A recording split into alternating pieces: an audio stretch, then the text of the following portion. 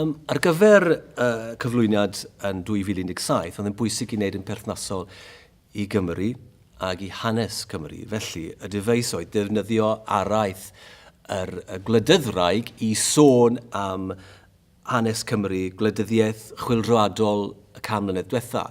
Felly, sôn am Dic Penderyn, a Saunders Lewis, a hefyd Gwen Llian. So felly, cymeriadau pwysig chwilroadol o hanes a'i plethu rheina mewn i'r araith.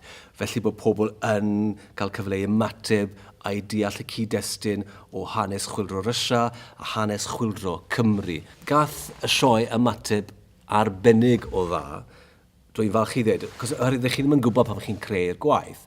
O'n i yn trio wneud rhywbeth wahanol, oedd yn plethu gwleidyddiaeth efo hanes sci-fi a edrych ar y parad gwreiddiol yn troi y wyneb i weired. A beth oedd yn diddorol hefyd oedd pam wnaethon ni fel an y Mangor, o'n nhw'n dwlu oherwydd o'r hanes, o'n nhw'n deall yr hanes a o'n nhw'n cefnogi'r gwleidyddwraig a wedyn nhw'n erbyn y gwleidyddwraig. Felly, trwy wneud yn perthnasol i nawr, oedd e wedi digwydd. So ni jyst wedi ail-greu fersiwn ffyddlon, so'n credu bydd hwnna wedi cael yr un effaith. Felly, mae e wedi cael effaith fawr iawn ar y gynulleidfa, mi'n falch i ddeud. Fi'n credu bod y sioe wedi cael effaith mawr iawn ar y partneriaid a'r grwpiau cymunedol. Oedd Dawns i Bawb wedi dod â grŵp at ei gilydd, a maen nhw nawr wedi bod yn grŵp, parhau fod yn grŵp sydd yn ffantastig.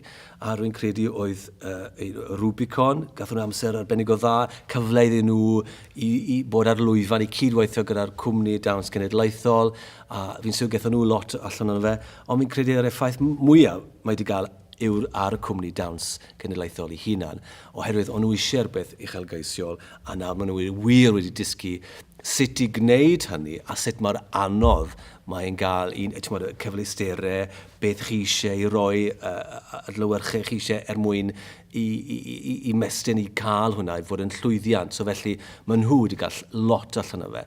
A fi hefyd, trwy gweithio gyda nhw a trial dysgu nhw a ddysgu nhw, a beth sy'n diddorol wrth gwrs, mae nawr cyfle trwy'r space i gael bobl edrych yn fe dros y byd i gyd. So felly mae hwnna'n cyfle gwych bod y gwaith yn mynd allan a pobl dros y byd i gyd gallu gweld y fath yma o waith a bod enw'r cwmni, enw'r partneriaid yn mynd allan a bod pawb yn sylweddoli pwy ydyn ni.